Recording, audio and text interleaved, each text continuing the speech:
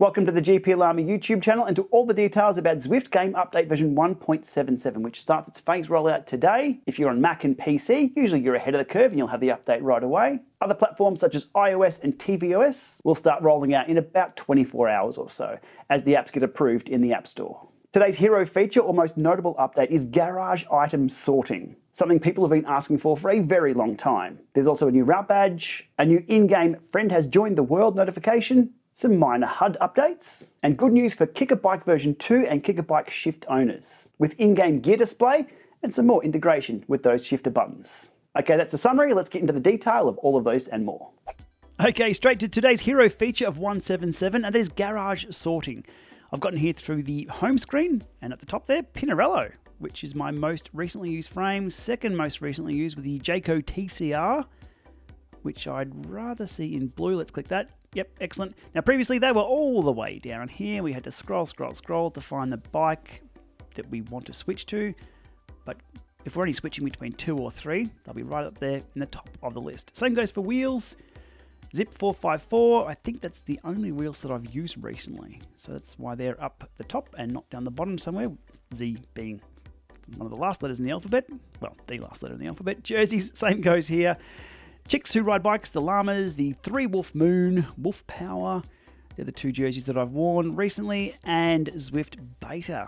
What a classic that is. Whew, going back a few years now, probably wouldn't even fit into that nowadays. Okay, we'll leave it as the Llama jersey for now.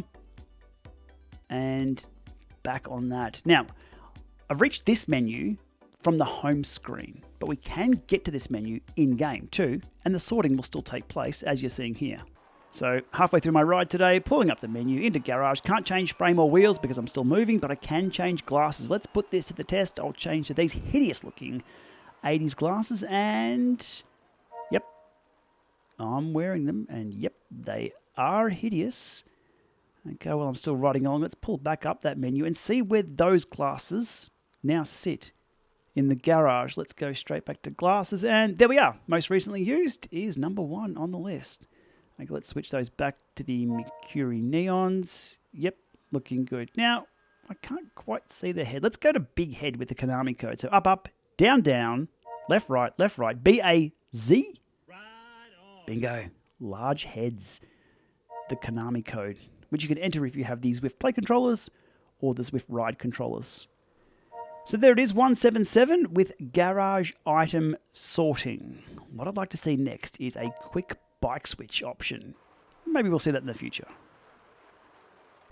Jumping back to the home screen to show you the next change in 177, and that is to the font size on the menus here for all the routes. So a little bit more scrolling required. I believe this makes things a lot more consistent across the platforms. Once you've scrolled to the new route badge here, breakfast, crits and grits in Scotland, 22.1 kilometers, 261 meters of climbing, finishing on the reverse of the sugar climb. But don't finish there. Make sure you do the descent and grab yourself a few extra XP on the way down without having to pedal at all. Also a good cool down. As at the time of recording this video, Scotland is not an active world and it hasn't been added to the companion app, so we can't add it to my list to complete this route. Second best option, load up a workout, select the world of Scotland, select the route you have not done before, which is that one there on screen, hit start workout. Okay, a few pedal strokes in, quit the workout, and there we are. We are on the route we need to complete in freeride mode. Now, that's a bit of a hack, but in a few days' time when the companion app is updated, we can add that route to my list. It'll pop up on the home screen, and you're good to go.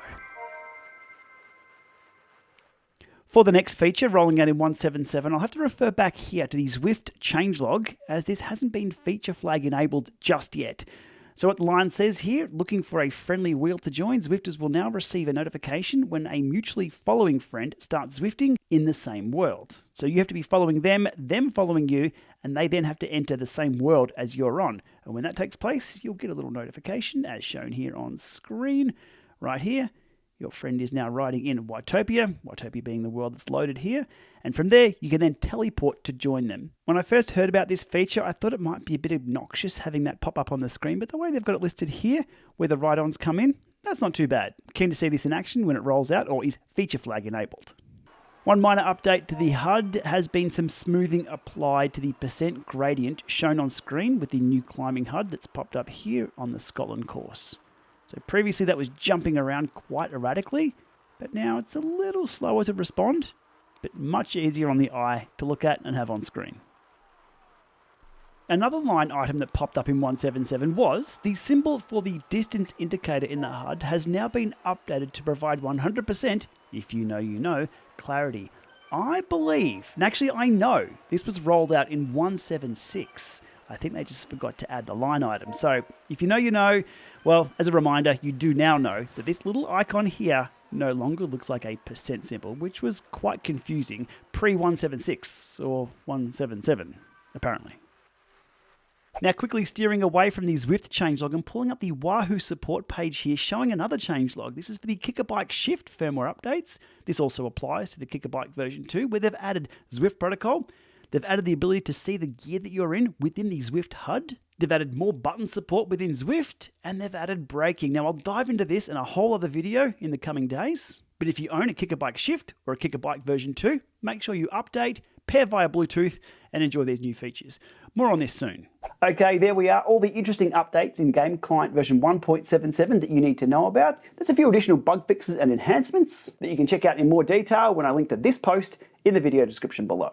Now, another thing of note today that dropped on the newswire is TrainingPeaks' acquisition of IndieVelo. Now, that was TrainingPeaks, not Trainer Road. Had Trainer Road acquired IndieVelo, that would have been very spicy. Now, DC Rainmaker has a 15-minute video covering all the details, and then some, that I'll link to in the video description below if you want to dig into his thoughts on this. My notable takeout was IndieVelo will soon be a subscription service, no longer free.